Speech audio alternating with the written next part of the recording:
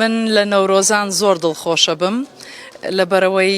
جەژنێکی پیرۆزە لای من جەژنێکی کوردیە پێم خۆشە کە هەموو کوردێک لە هەر چوار پارچەی کوردستان یەکگرتوو بێ یەکتریمان خۆش بوێ سەرکەوتنی یەکتریمان بوێ حەزەکەم نەورۆز پیرۆزکەم لە هەموو کوردێک لە کوردستان و لە دەرەوەی وڵات و هیوادارم هەر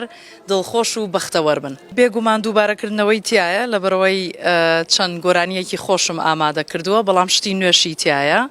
بەرهەمی خۆش و طبعاً قەندیلە ئەبێت